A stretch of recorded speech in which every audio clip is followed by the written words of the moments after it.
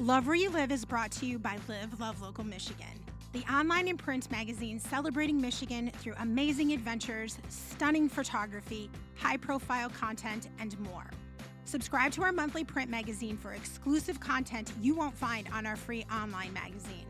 With your subscription, you also receive automatic entry into our monthly subscriber Spend Local Michigan and surprise pop-up giveaways with prizes so magical, you'll think you found a pot of gold at the end of a Michigan rainbow. Subscribe online at livelovelocalmi.com.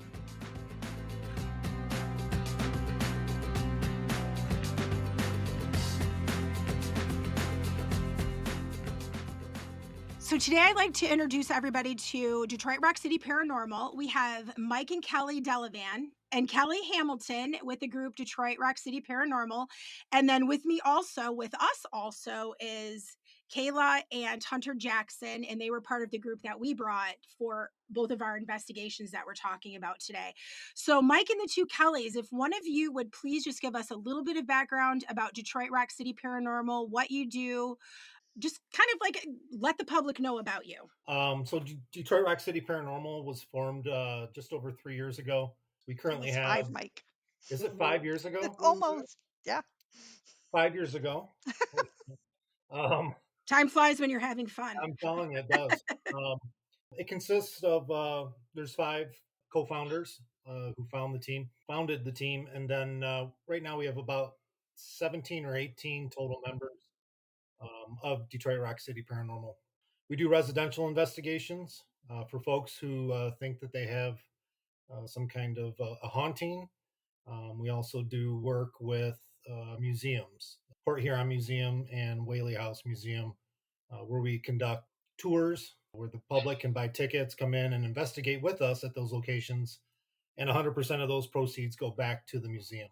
So we kind of do both. We do also investigations at locations all throughout pretty much the Midwest, where we'll select a location as a team and we'll head over there and check it out. Oh, wow. I didn't realize you guys traveled to do this as well. Yeah, we've been as far east as New York, as far west as a team into Indiana, Ohio, through Pennsylvania. A few members of ours, Kelly's been down to Louisiana, been out to Alcatraz. Oh, cool. I've actually been there myself. That's an eerie place to just walk around in. It's been 20 plus years since I've been there, but yeah, it's very eerie. It's very interesting. That's always been a dream destination of mine. So Is it? yeah, it'd be It's awesome. pretty cool. I highly suggest it. And if you do go, they have like a behind the scenes tour. So it's open up to only like 20 to 25 people before they actually start bringing people onto the island. And they take you behind the scenes where you don't get to go normally. So it's cool. Yeah, Awesome. we have a picture of Billy in like Al Capone's cell. Oh, What really? was thought to be Al Capone's cell. That's Anyway, we're awesome. not sure Right, yeah. that it was, but that solitary confinement area over there is crazy. It's such a heavy feeling when you stand in that area. It freaked me out a little, that one. There was only like 10 of us on that island when we did it. It was way back in the day. It's been a minute. Wow. Maybe before it got super popular. I don't know. But that's cool. I didn't realize that you guys went all over the place and outside of Michigan. That's pretty neat. So with the 5 of you who founded it, who started it? Whose idea was it? Do you guys just sitting around a table one night and saying, "Hey, let's do this"? I'll jump in on that. We were Kelly, my husband, and I, along with 2 other team members, were on another team. We kind of had a difference of opinion on the way the direction that team was going in. So we kind of decided together, amongst the 5 of us, to create our own team and see what we could do with that. So that's kind of how we got together. So a lot of our team members have experience on prior teams. Even though we've been together 5 years, our experience is tenfold between, many of us. So yeah, that's how we got together. It's been working out great. We are still with the same team members we started out with and have added a few along the way. So That's pretty good. Yeah, that's awesome. You're on the right path. That's great. So I want to dive into, we've done 2 investigations together, and we did Eloise Asylum was our first one. We're going to talk about that last. And then we did the Carnegie Museum / Fort Gratiot Lighthouse together. We did those both in the same evening. Carnegie Museum runs the Lighthouse. let's talk about our experiences there and talk a little bit first about what your relationship is with the museums there in Port Huron. So 5 years ago, when we broke off and started DRCP, we reached out to Caitlin at the museum, who we've known for a while, and just kind of let her know that we had started our team and what we're doing, and she reached back out to us and asked if we would be interested in working with them and hosting the tours and kind of being their paranormal team to kind of do those type of events. Yeah, I mean, we were tickled to do it. We have a great relationship with Port Huron Museums. So we've been doing it now for 5 years in the fall, where we host the tours. We get to, go up there as a team and kind of investigate ourselves prior to the tours, just kind of get a understanding of the layout and if there's anything has changed. And if we have new members, to get them in and get them, comfortable with, what we're doing there. And no, it's just been a great relationship with Port Huron. Yeah, they seemed really accommodating for us walking around with a bunch of equipment trying to talk to ghosts in there. They were very welcoming. Yeah, and I think they trust us too, right? And I think it kind of showed. And you saw that night that they kind of give us the keys to the castle and let us do our thing, and so I think we've built that trust with them. They've had their own personal experiences in there Sure, too. yeah, absolutely. So they're always anxious to see if we can, conjure up anything or get any kind of right. Mhm. The Whaley House was basically that was a location that went. It was kind of stagnant. They had a huge fire, and this is an old house up in Flint. They basically stopped the tours for a while, and then when we created our own team, by that time they were starting to get everything finished up at the house. It was it a fire in the attic or Yeah, started by the contractors there, right? Mhm. So we reached back out to them too, and as soon as they were ready to open for operation, they had us come on and do investigations at that location as well. And then COVID kind of knocked it down for a little while, and now they're looking at having us come back in there. So that's another really great location. Has a lot of history. Great old house. Yeah, maybe that's one of them that we will do next year with y'all. It'd be a blast. Yeah, We'll for see how sure. it goes. So let's dive into the investigation at Carnegie Museum and the Lighthouse. Is the activity that we had that night pretty normal? Do you think that we had a great experience there, I guess, based on past experiences there? I would say that the activity level that we had inside the museum was probably higher than I've experienced in the past. We were up on the top floor in the ship room. That was a long conversation. I have that all on film, that one. Yeah, and the cat balls just wouldn't stop going off nonstop. I mean, Yeah. it was pretty active in there, I thought. People will be able to see that in the video when we release it within the next week or so.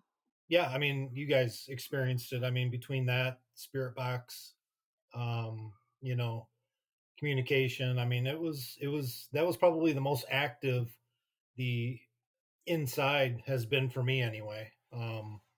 Was that night. We must have warmed it up for you because we got nothing up there. We had nothing. Nothing. Yeah, well, and usually the cabin is crazy for us or for me anyway, and it was stone quiet for us. I mean, it was really No activity, huh? no, no. Yeah, for those of you listening, we broke up into two groups. So one group started at upstairs in the museum. The second, is it the second floor in the museum? Is it second or third floor? It's just two It's floors, right? second. They have a mezzanine or whatever, but it's just yeah. Okay. And then while the other team was out in that side building, what is that side building called out there? It's What's the basically name of it? um The Kramer log cabin. yeah, yeah. Okay. And then we switched, and then our teams switched and went the other direction. Did you guys did those of you that went into the cabin the second time, did you have anything in there? We actually did get some mostly spirit box things going on that, flashlight, that kind of thing. But yeah, when we were again, I think it just depends on what the spirits are feeling because, we got a little bit in the log cabin, but we got absolutely nothing really when we were in the rest of the museum. So, Explain to people who might not know what a spirit box is. basically, there's different kinds of them. Basically, it can be like we have things called SB7s, SB11s. We have little spirit boxes that go through radio stations, and basically, it's a way for spirit to communicate with us.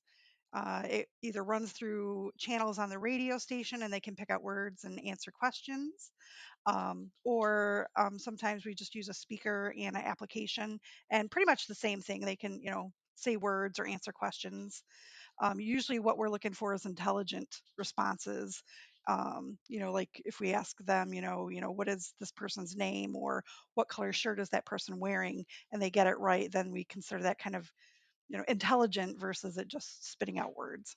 Is there anything else from the museum or the log cabin that you guys would like to point out from that experience? I was upstairs on the second floor with Mike and that group after you, Kelly, after you all went down to the cabin, and it was once we finally connected, I guess is the term. It was super super active, and it was quite a while. It was Well, quite long. on the way up, the Iron Lung, that's right there in the kind of like walkway going up the stairs when Nick put the EMF onto it, it just kind of went straight orange, and there's no power, nothing going to it. It was hot to the touch. That was kind of one of the weirder things that we noticed. What group were you in? Our group? Mhm. Oh, okay. Carnegie Museum, I mean, we've had experiences in the basement before, when we've had tours and hosted tours. For me, I mean, that was probably the most active the museum's been for me. Inside the main. What are the known spirits there? Was that what I think it was his name was Ben, right? That's what came across for us for that one. Is that a common interaction there? Is he common? No, not that I'm aware of. I mean, a lot of the spirits that come through, especially there, I don't think that they're like home to the museum. They could be passing through. But where we have, seemingly came into contact with a continued spirit was out in the cabin. When we start to go down the line of questioning, because they have a German heritage, and, just going down that line of questioning, through that, it seemed like it would always trigger them to communicate with us. Right, like a couple years ago, we were even getting words back in German Right. because one of the ladies that was in the tour group spoke German. Yep. So she was like picking up on that. Oh, interesting. So to us, it would have been like mumbo jumbo, Right. Yeah. Right. Yeah. but to Exactly. her, she could Right. tell Pick that it up. was German. Yeah, Pick up words. Yep. interesting. Yeah. Yeah. So being that the family founded that cabin, and then there was probably a lineage there, their kids probably lived there and so on. There's probably more of a connection, a firm connection of a set group of people at the cabin. Sure. Whereas when you're talking about the museum, there's a bazillion pieces of history within the walls of that museum, and all the way down to lithographs and pictures and pieces that people owned from all over, Michigan. So including Indian artifacts and archaeological pieces. So I Well, that's think why I was I wondering think if in the there's like museum you're gonna tied get, to Yeah, things. yeah, I like think attached to in the it. museum you're gonna get a lot more, like Mike said, random, spirits that want to connect with you. It could be somebody, that's sitting down in the file department. Maybe it's just a little picture of them that they're attached to, or it could be an Indian that has a jacket in the display case, or Kelly, so. that one time we were in the basement, wasn't there like a gun in that safe? Yeah, there were a couple. There were rifles in that safe. Yes, I mean, there's like I said, there's a bazillion pieces that belong to a bunch of different people. So I think when you get in a location where there's only been certain number of family members that lived in that location, you can narrow it down more to like those just that group of people, as opposed to.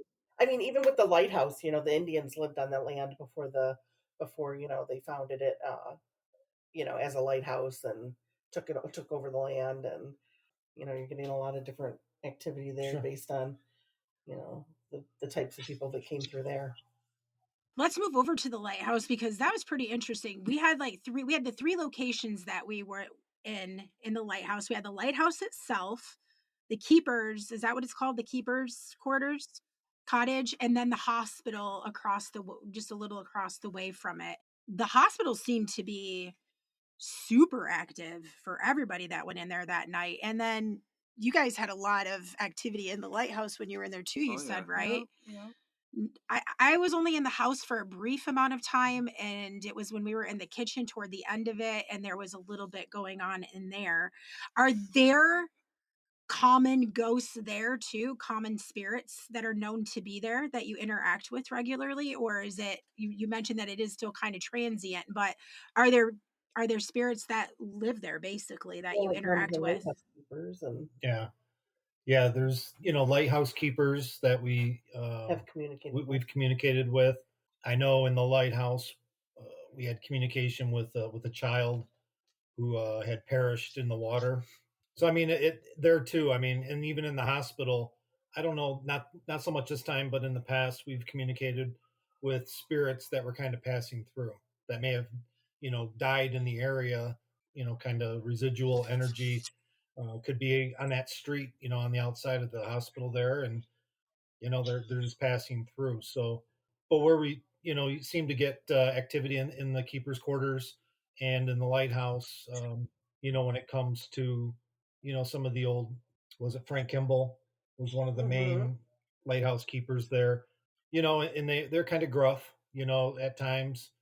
Kelly had an experience on the stairs last year that was, kind of gruff, but yeah, What happened? Well, we were it was like the last session of the night. We were in the lighthouse. Everybody was kind of doing their thing investigating, and I was sitting on the stairs, which I think you guys all went up to the lighthouse, right? So I was just sitting on the stairs. It was dark in there. We had all the lights out. We had equipment going, and then I saw like a movement out of the corner of my eye. So I just kind of turned my head, and it was a lady, but I only saw her from like her shoulders up.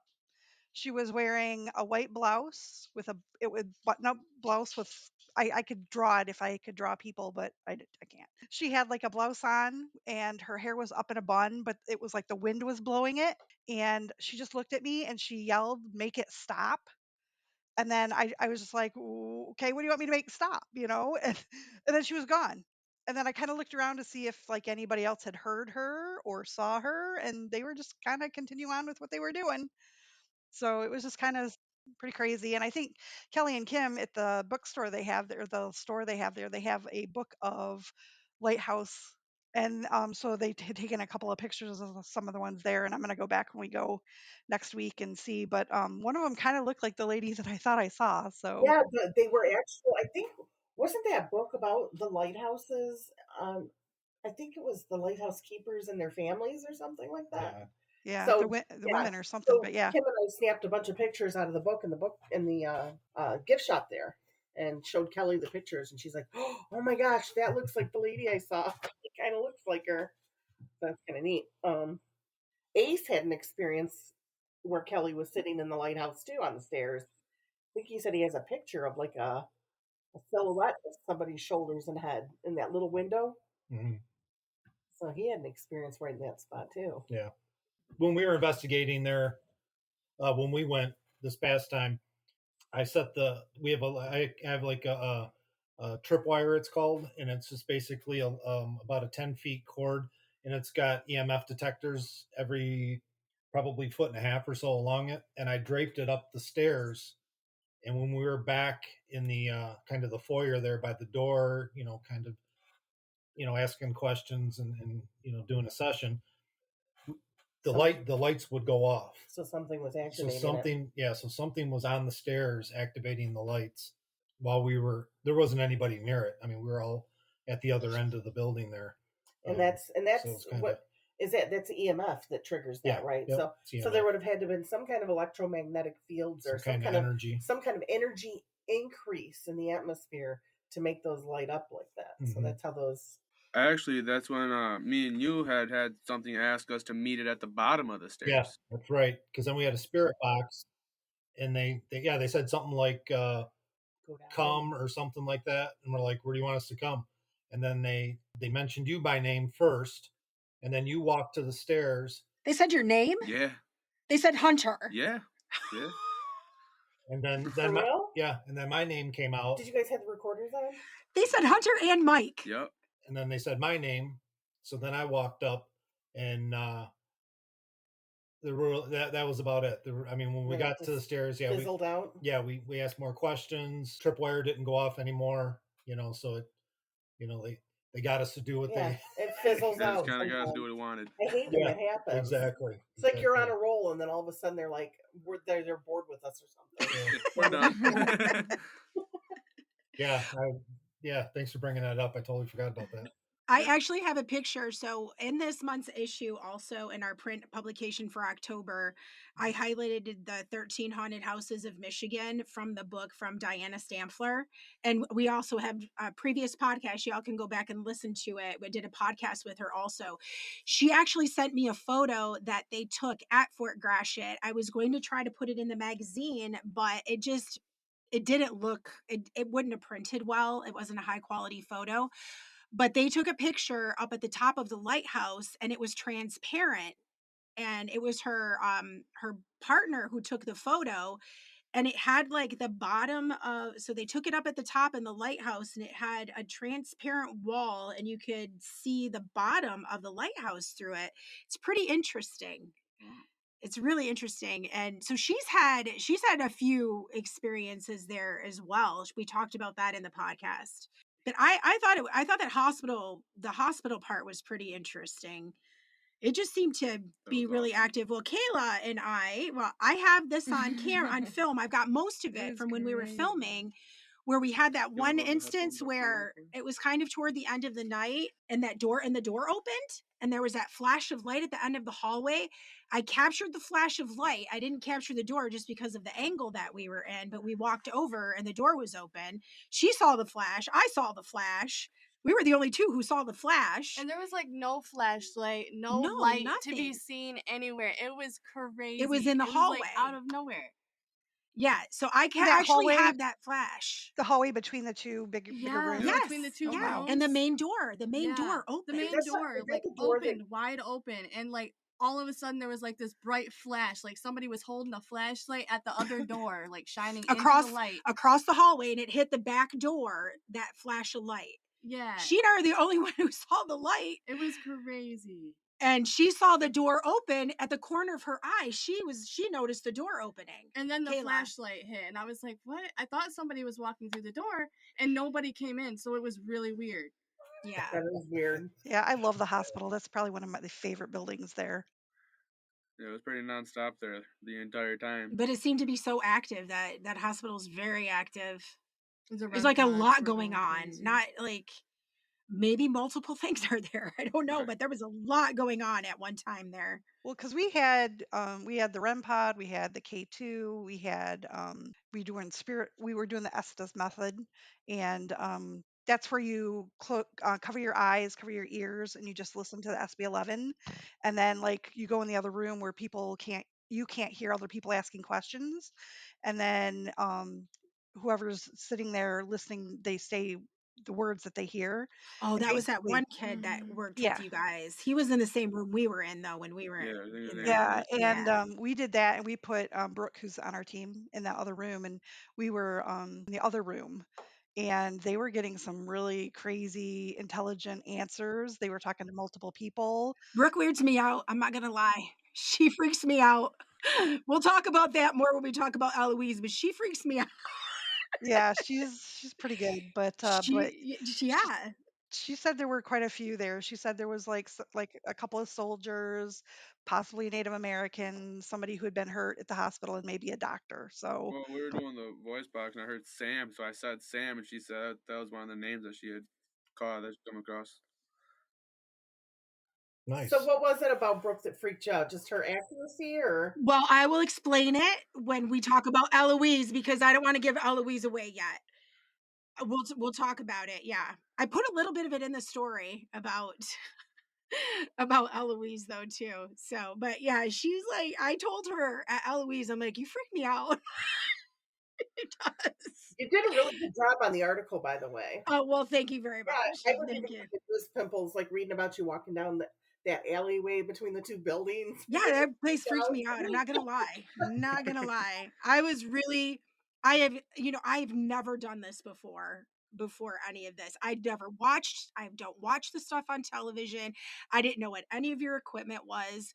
And I thought about researching it a little bit before we started, but I'm like, nope, I want it to be authentic. And I freak myself out with this stuff. So I slept with my light on for like 3 nights after all of this. I'm not lying. Polar opposite. It freaks me out. Yeah, these guys love it. Grew up in a haunted house, 2 houses away from this one. Yeah. So. Yeah. So crazy stories there. But Oh yeah. but yeah, so I'll talk about Brooke when we talk about Eloise because I don't want to give that away. But yeah, so the lighthouse, I mean, we all had a pretty interesting active experience there. Nothing like at Eloise, but I mean, it was pretty active. Yeah. And even in the hospital there, as we, at the end of the night, as you guys said, you had your experience, and we had equipment going off. I had the tripwire set up in there coming in from the hallway into the room we were in, and that was continually going off. Yeah, and like Kelly said, I mean that building's probably the most active building for us on the property. I mean, it's a and they've done a lot of work in there too. So, and that's one thing that, they, with construction and stuff like that, it can stir up, the spirits. And did you guys have any like evidence afterwards? Because you talked about like afterwards, sometimes you'll go over the is it the EVPs, and then you'll listen for things. Did you get anything from there? The recorder? Yeah. I forgot to set up my recorder on that one. Yeah. So yeah. How often do you guys do public investigations there where you sell tickets to the public to raise funds for the museum? Is it several times a year? How many? Is it once a year? I know you just did one, or you just did one on the 13th, right? Yeah, we just do it once a year right before Halloween usually. So this weekend we'll be at the Lighthouse, and then next Saturday we'll be at the museum. So, well, this will be all we do. Yep. Yeah, this will be out. This may not be out in time to plug that, but I'll post that stuff online with you guys. Okay, so let's move over to Eloise because Eloise was an experience. That was a hoot. Holy moly. So that was our very first investigation. So like none of us had been on an investigation before. These guys are into this stuff, so they know more about the paranormal investigation than I did. I was, when I was driving up to it, I expected this thing to be abandoned, like you hear about an abandoned asylum, but of course they've made it into a business now, but I didn't expect it to be so close to the road. And I had no idea that it was as huge as it was back in the day. So the ominousness of like coming up to the days leading up to it, like I was freaking myself out about it. And then when I drove up, I calmed down a little bit more. But then when I was walking around that damn place by myself, trying to find where to meet Jim, I got a little weirded out, So I felt okay because I was with people, but there's no way in hell I'd walk into that place by myself. It would never happen. No way. I wouldn't walk down a hallway at the end where there were people by myself. No, absolutely not. That's where I'm more of a free spirit. I try it out. So tell us a little bit about your experiences at Eloise, like in the past. You guys have been there before, so it wasn't a new place to you.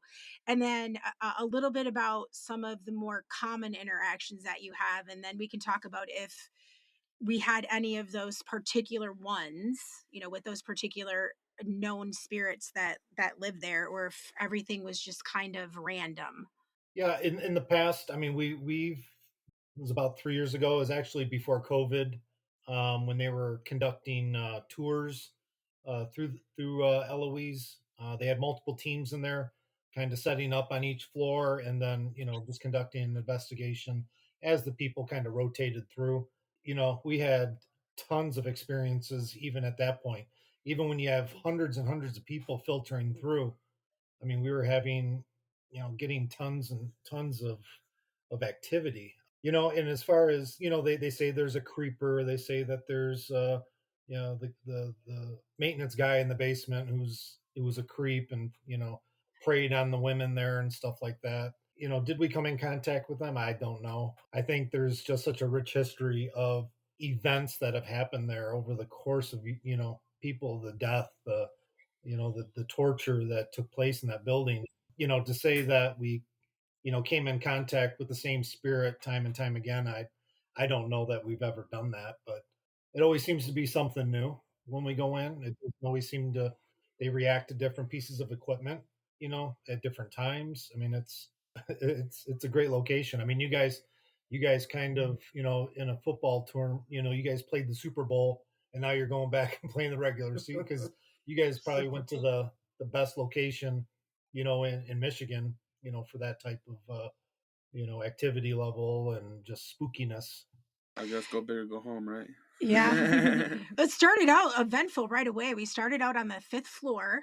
So we investigated 3rd through 5th. We started on 5th and moved our way down. And so we started in that south end operating room. And it was active from the get-go in that place. And it just seems everywhere we moved within that location, there was something else happening, something else going on. We were in that room and you guys had activity in there, and right out in the hallway we had set up those cat balls and the REM pods there, and they were going off. And so Lauren and Desiree, who were the paranormal investigators from Eloise, they work at Eloise, they were out there interacting with what was going on out there, while the rest of us were in that operating room. And there was so much going on in that one. And it's good when like and I don't know who started it, Mike, you, but with the deck of cards, so we had the cards out and they were, telling us what the cards were, what color they were, what if they were diamonds or spades or whatever. So and then the one girl's on our team, they they have decks of cards with girls on them, and they do, the spirits like those, they know what yep, those are girls. so but There yeah. was a flashlight that went off in there as well. And would you ask them to turn it on and off, it went on and off. It's like, sure. That's awesome. I think my favorite experience there was this is a few years back when we were hosting the tours, and I walked into, was it, we were on the third floor? Third floor, right in the middle of the hallway is kind of like, there's like double doors on the left and the right, and I think they were like, maybe one side might have been like an area for them to recreate because it was like kind of wide open, and the same thing on the opposite side.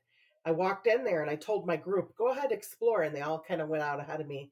And I'm just standing there trying to keep an eye on everybody and count how many people are there, and, make sure that we didn't lose anybody and send, the group off with us with a few stragglers. But anyways, just standing there kind of watching everybody else have a good time. Then all of a sudden something just flipped through my hair and it sent me. I'm pretty calm, cool, and collected. It has sent me too, sister. Oh, I just like ran to the first person. Who was it? Jeff on our team. I ran over to him, grabbed him by the arm, and he said, something just touched my hair like multiple times. And that was probably my favorite experience there. And that definitely convinced me that there's something there for sure. That was pretty much, we didn't really go much past on the 5th floor, did we? We only did I think each of us took one area. Yeah, one side. And then we moved down. And then we kind of went down from there after we got done with our side. Yeah, we moved down to the 4th floor, which was that's where the solitary confinement was, right? Is that 3rd floor? No, that was floor, no, right? that's 4th floor. Yeah, so solitary is 4th floor. And no, that was 3rd floor. I think that was the 4th floor, because the 3rd floor is where we had the SLS camera out at the opposite end of where you guys were in that room, which we'll talk about. So 4th floor is where solitary confinement was, in the hydro room, where they had the hydrotherapy tub. Yeah, so we walked around there, and so I actually looked up that story because they were telling us that a 12-year-old girl drowned in there. She actually was 10, and it was 1933, and she had epilepsy.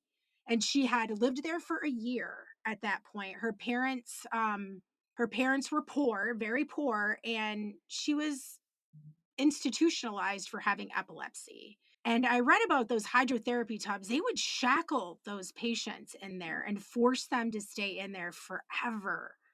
And it says really warm water. And so, my mind, if you're going to shackle somebody, it's probably a little bit more than warm, But apparently the nurse that was in there with her just turned her back and they did an investigation for a while on what happened to her. And they said the article said that they spent 2 hours trying to revive her, which I find that very hard to believe in 1933, if you're shackling a 10-year-old girl to a tub, so yeah, so it's a 10-year-old little girl. I actually have her name. I don't think I ended up putting it in the article. It was in the first draft, but it was too long, so I had to cut it out, I think.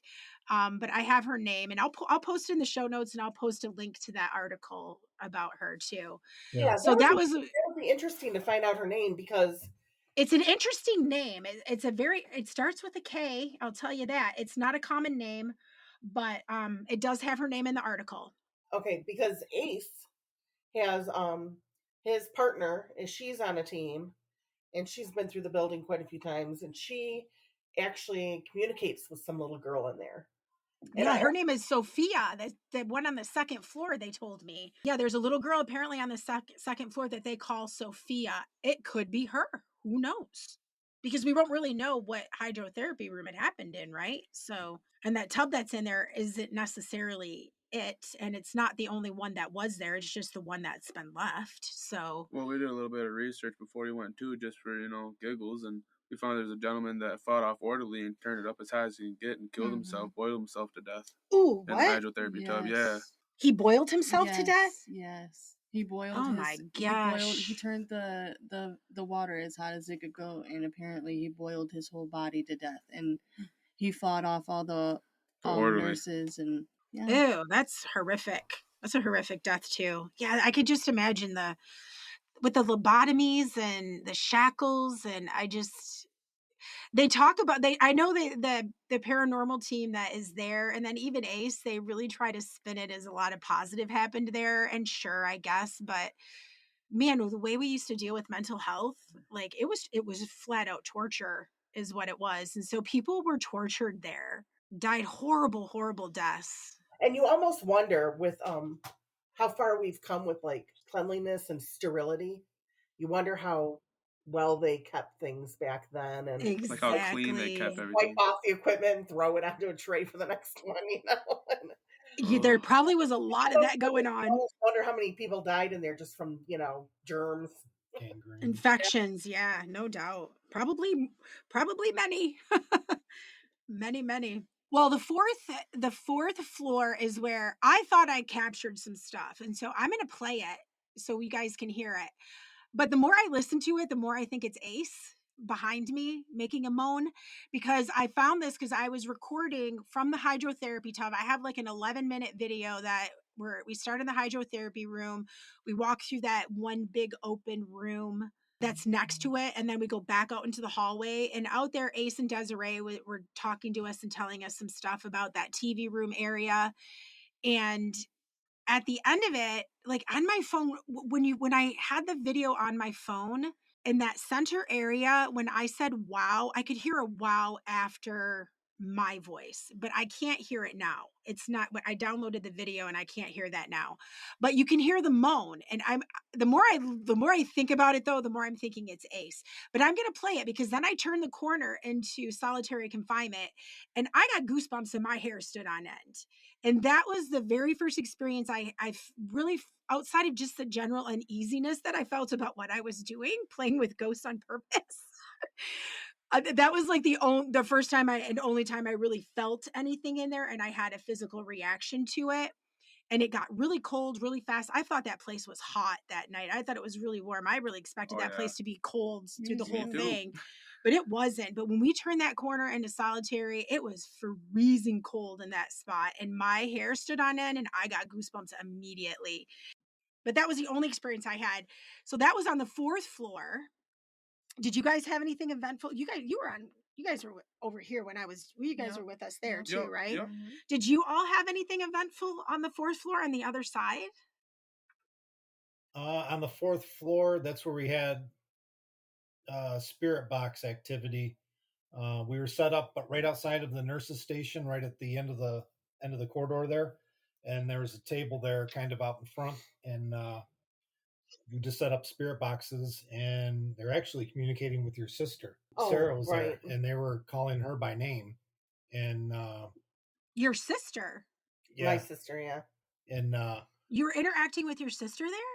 No. she was there. Her sister was there with My us. sister Her Oh, your sister's on our sis team. On our team. Oh, okay, I didn't know Yeah. that. I'm like, "Wait a Oh minute, yeah, what?" oh yeah, oh yeah. Sarah was there with us, and we yeah, we because we kind of introduce ourselves, so they And you hear like a voice say, like, she's different, and then it's Sarah, yeah, which was really weird. and then she had walked We didn't away. catch it while we were there. And I that's your heard it. sister's name, Sarah. Right. Yeah. Yeah. And then she had walked away from it, and then they told her to come back. Yeah. They said, come back. Like, come back, Sarah. So we're like, Sarah, they're calling you. So she came back. Wow. Yeah, it was weird. Yeah, that was very interesting. And that doesn't freak her out at all? That didn't freak her out a little? Well, her and I grew up in a house that we've had a lot of strange experiences. So, and we've always had, we always believed in the paranormal, and I don't know. Maybe we're just not easily freaked out. I don't know. You're a I little don't desensitized like at when this they're point? touching me, that freaks me out. The 3rd floor was crazy active. So the 3rd floor, Kelly, we had that SLS camera, and I have this captured. I have it captured on film, which is going to be part of the video, so people will actually be able to see it. So here's why Brooke freaks me out. So there was only 5 of us on that end of the building.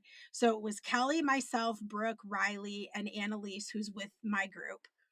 And we started out we walked to the very end and then to the back to that great big back room where I guess they would just like, I don't know, garden room or whatever it would have been back in the day.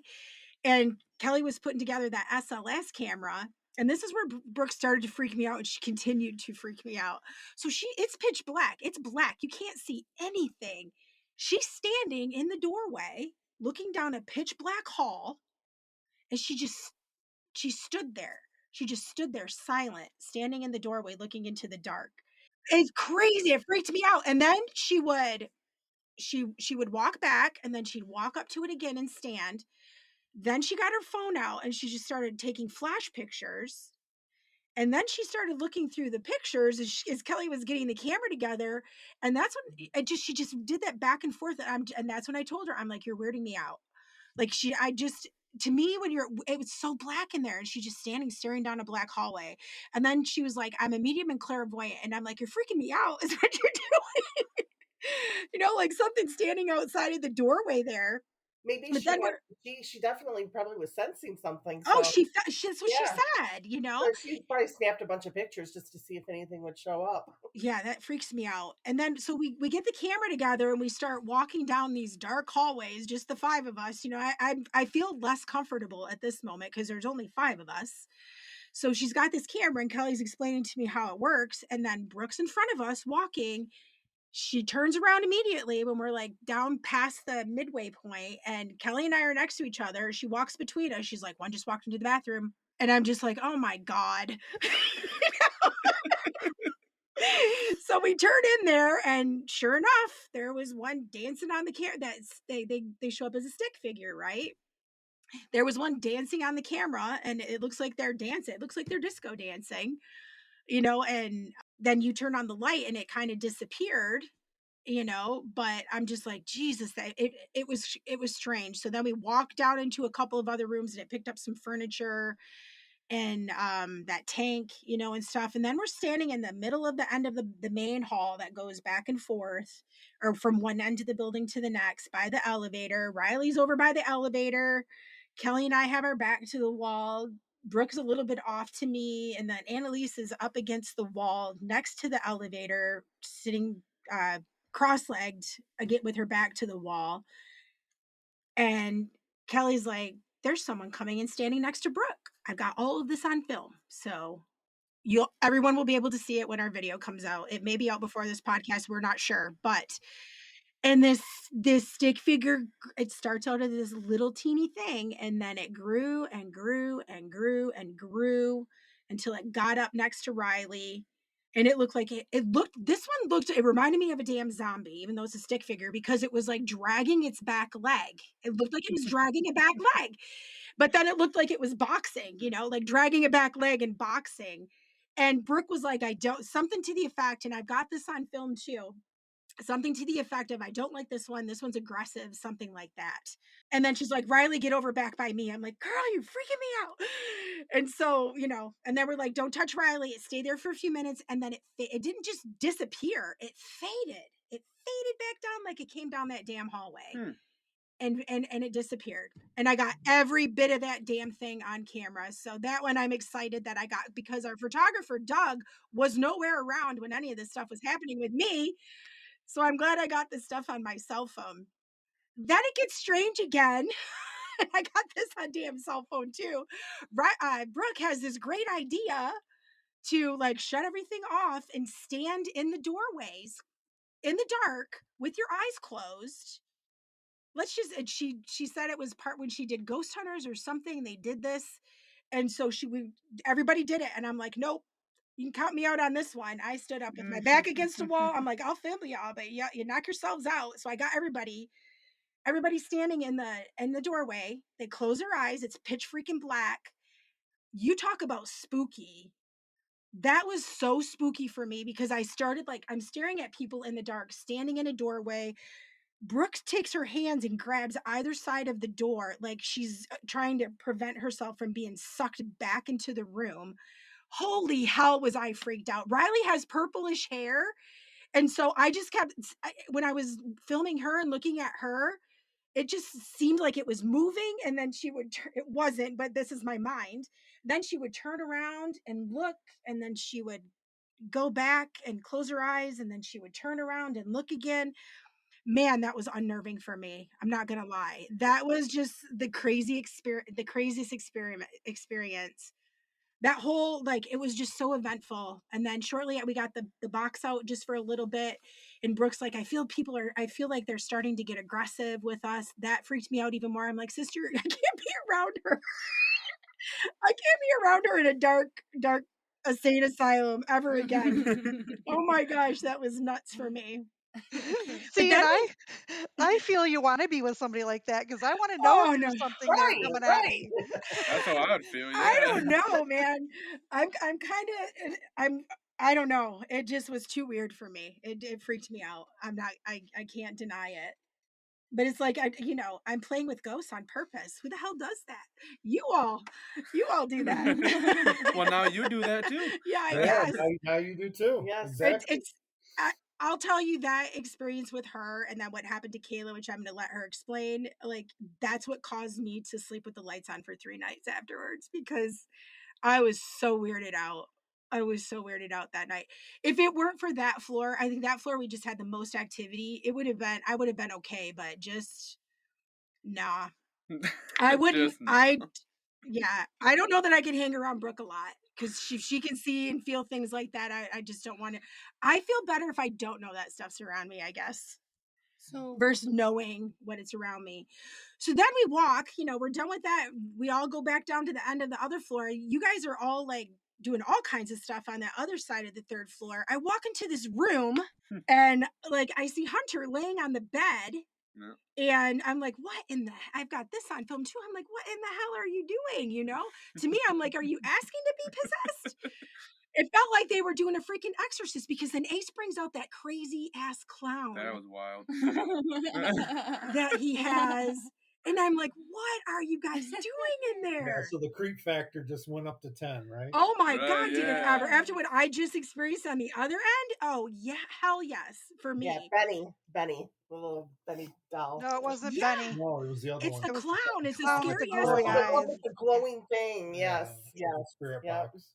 Yeah, that was nuts. And so then I'm like, what are you guys doing? She turns around. She's like, I got scratched. I'm like, what?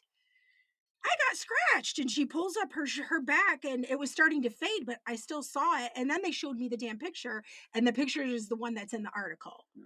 And then afterwards, after the fact, they took the photo of Hunter on the bed, and there's that white cloud over his face. As they took that picture, I didn't realize they were taking that picture at that time. because I had the headphones on doing the that one method. Estes. Yep. Yep. Thank you. Yep. And so I didn't realize really what they were doing.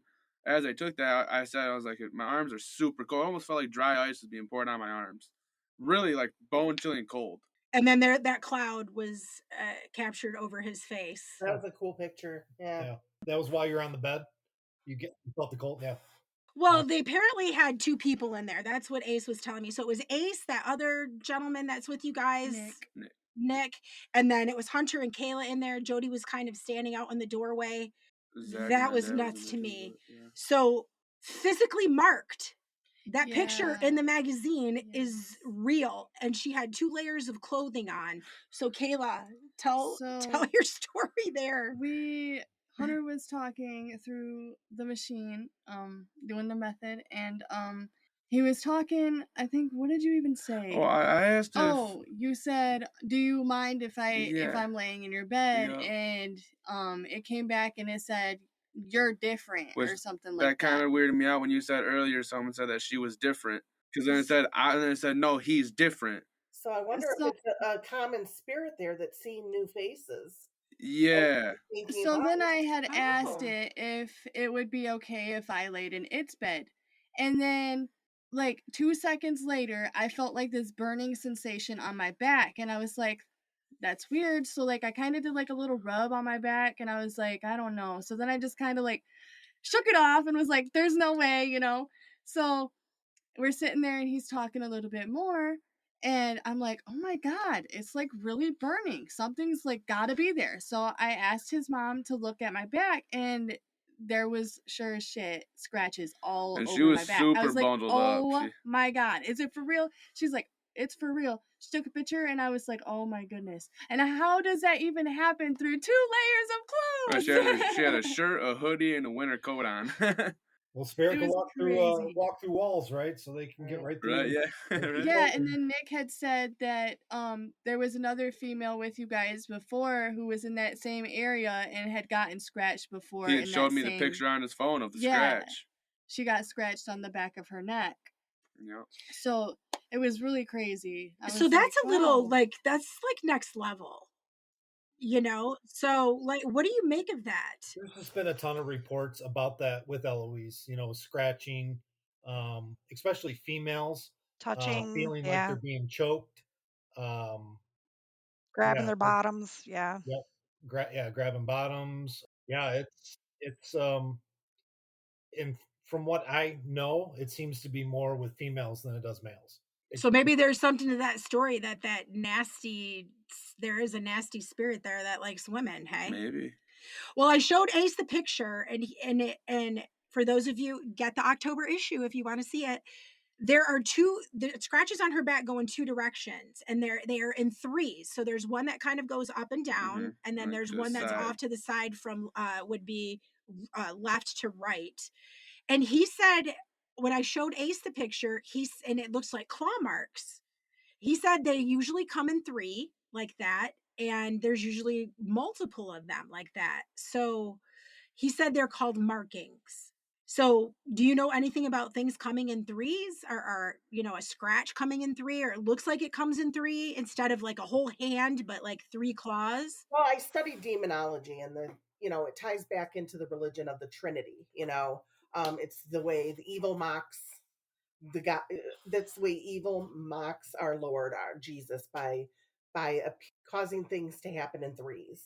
There's other people that say you have to keep in mind that when a spirit is trying to get your attention, okay, that it could be just, reaching out, and it could be leaving marks unintentionally because it's trying harder and harder to get your attention, and you're not noticing it. So it's keeping up with this, this movement.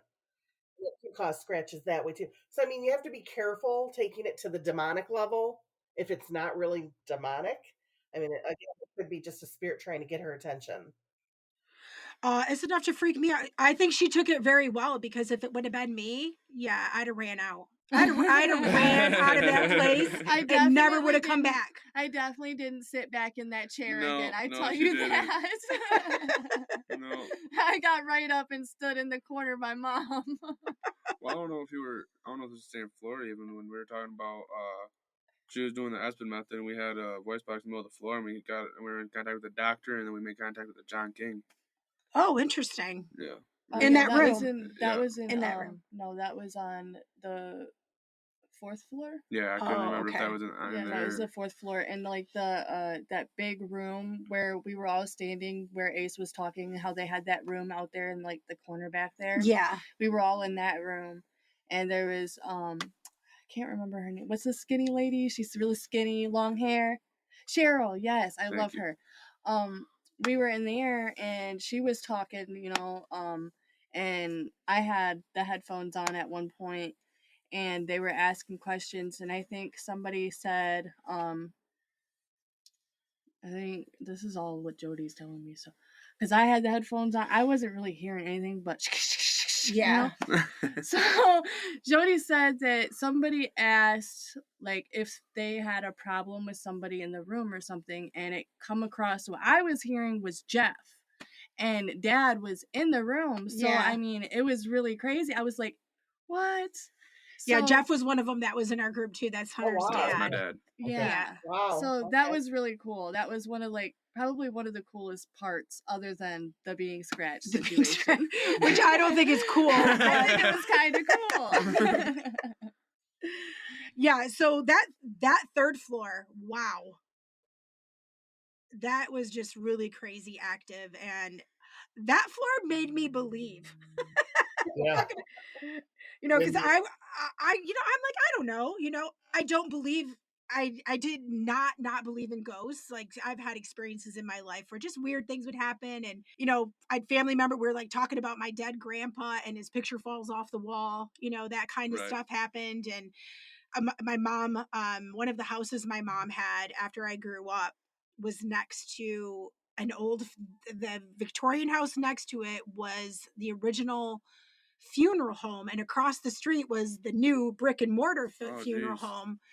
And I had experiences at that house where I would wake up in the middle of the night out of a dead sleep, and my hair was standing on end, and I could just feel something, and I would just be like, nope, not today, and just like, I wouldn't get up. It scared the hell out of me to get up. And my sister had an experience there where something, like, she walked from the bathroom into a room, and she felt like somebody went in her ear. She barreled down the damn stairs when that happened. Let me tell you, I remember that day. I will never forget that. She almost fell on her ass at the end of the stairs. I don't think she touched 2 steps, because she reacts like I would react. She flew down him. She jumped. Yeah. She didn't walk. Yeah. So if I would have been scratched, I'd have ran out the hell out of Eloise, and that'd have been it. There's just no way. You ain't get me back in. To me, that is just like, it's that's a physical experience. That's nuts. Yeah. Right. But what's funny is she describes the way it happened, the way you hear other people describe how it happens. You're not actually feeling something like scratch you. Like she was saying, it starts out like a tingle or like a burn. Yeah, so that's what it felt like a burning, like. Right. And then you look and they're there. It's just, I've never experienced it, but that's the way other people have described it. So definitely believe it. I experienced that in my own house I'm living in now. It was definitely. Yeah, thank you. No, thank you. No, thank you. I don't want that kind of experience ever. I did it at my I don't think I could now. handle it. I don't think I could handle it. I really don't. So you guys don't really go to Eloise very often any longer, right? You used to do a lot more there than you do now. So it's more just residential. If someone calls you, if they have something, they call you residential. Do you find with the residentials, like you were explaining at the museum and such, where it's very transient? Do you ever experience that in houses that are people call you to investigate? Where it's more like just a passerby versus something in the house? Yeah, we've been on investigations where we felt like that it's that the client may have one spirit there that is a permanent spirit that is there either protecting the family or bothering the family or whatever it may be. And then they'll talk about these other spirits and these other things happening. and you kind of like, you listen to your spirit box, hear all these different voices coming through. You kind of look out the window and you're like, oh, they're on a main road. There's probably a lot of accidents that happened around here. And, you get a lot of different energies coming in, through the area. So, I mean, that's part of what we do is narrowing down what is actually in the home affecting the family and kind of like separating that from what's transient. Because, yeah, I mean, we have been in locations where we've gotten both. I was kind of wondering more how your like in-home investigations went, because actually my house is really bad right now. Something that seems to want to keep scratching the hell out of me and is terrifying my daughter. So Really? yeah, really, I get scratched all over my body a couple times a week. Jesus, Yeah. Hunter. So do you think people can carry things with them? Because they had 2 doors down from where I'm at is Very where he bad grew haunting. up, and it was the stories of that house horrify me. My cousin and my best friend were staying the night at my house. I was sleeping upstairs in my bedroom, and they were upstairs in my beanbag playing video games, just kind of hanging out, let me sleep. Didn't really care. Well, they had said they had watched me come off my bed about 2 inches and slam against the wall, and I didn't even wake up. I mean, and then, our attic doors would keep on opening and shutting. People were hearing things yell all the time. Pictures would fly at us. Pretty nuts. Do you Banana think woke up do you butt think naked one that things time. can Mhm. follow people or would follow people?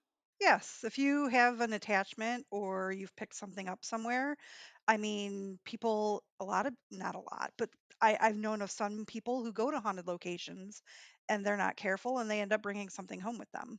Or people who mess around with, Ouija boards and aren't sure what they're doing, or, there's lots of things you can do that if you're not really sure of what you're doing, you can pick something up.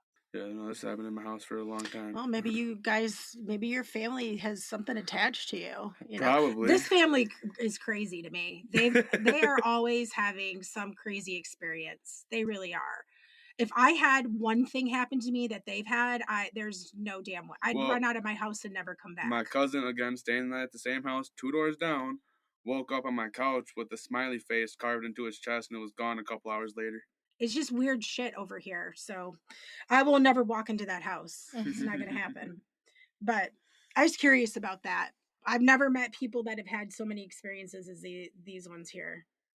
And they love this. They came into that and Eloise was definitely my She was first terrified until she almost didn't go. super bad experience. One time when I was living at Jody's over at that big house they had. That house that was my very, very first experience ever encountered with any kind of thing like that. Other than that, I didn't really, have any experience, didn't really believe in it till I moved in there. She got pulled out of bed by her ankles. Something there, literally, I was sleeping dead in the night. He was sleeping next to me, and something grabbed my ankles and pulled me about 3 inches out of my bed. Huh. And I went, shoop, and it was nothing. There was nothing there. Nothing. It freaked me out so bad. I literally woke him up. I was literally crying. I was like, "There's something up here. Something just pulled me out of the bed." He was like, "What? There's you guys nothing don't up here." You guys don't pull pranks on each other, do you? No. No. If he did that, I swear I would kill him. Oh man. No. Yeah, nobody. I mean, know this better family than is do kind of that. crazy with stuff. So I'm just curious about that. But thank you guys. I really appreciate it. It's been interesting. And I appreciate you all coming along with us on this journey and helping us experience it and sharing with other people. We will put links in our show notes to Detroit Rock City's website and how to get in touch with them. And if y'all need any paranormal investigation, they are the folks to call. Super professional. We can vouch for them. I feel like it's important to make a comment about our paranormal investigation at Eloise Asylum. Unlike the Fort Gratiot Lighthouse and Carnegie Museum, Eloise Asylum was a place where thousands of people over the years had some pretty extraordinary experiences. Despite a lot of darkness and tragedy within the walls of Eloise, it's important to note that the psychiatric hospital pioneered many treatments that were believed at the time to help those struggling with mental illness, including therapies such as electroshock, insulin shock, television, recreational, music, and occupational. Eloise was also the first facility in Michigan to use X-rays to locate a bullet in the foot of a patient. Despite being a cutting-edge psychiatric hospital for its time, Reports of patient abuse, neglect, and overcrowding plagued the facility. With caring for such a massive number of patients, coupled with the fact that humanity didn't possess a high level of empathy or compassion for people back in the day, something we still struggle with today, the institution witnessed horrific practices. Think of lobotomies where parts of the frontal lobe were literally sliced away, or hydrotherapy where patients were shackled in hot baths. I think of how many families who simply wanted to rid themselves of the inconvenient burdens of family abandoned their loved ones at Eloise's doorstep over the years. Over the years, Eloise was filled with a motley crew, patients and staff alike, each with their own unique stories. She was also filled with innocent victims.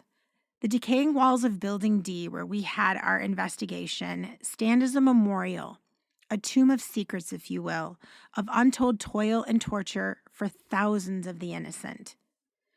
The spirits who linger here are a haunting reminder of the egregious acts of humanity and the darkest aspects of human behavior. Perhaps the spirits here embody residual energy, serving as a testament to the complexity of the human condition. And paranormal investigations at Eloise and locations like her are a way to learn and share the stories of those who were trapped within her walls. I wonder, is it possible that in death, just as in life, that the deepest desire of those lost souls is to simply be acknowledged and heard? The haunting legacy of Eloise Asylum is a stark reminder of the human condition, with all its shades of darkness and light.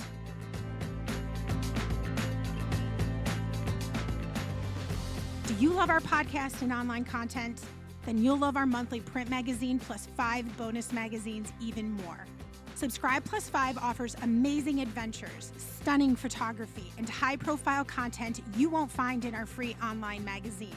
Plus, you receive automatic entry into our monthly Spend Local Michigan and surprise pop-up giveaways where you have a chance to win a monthly Made in Michigan goodie box and other awesome prizes like GoPros, kayaks, outdoor gear, and more. Subscribe Plus 5 today at livelovelocal.mi.com.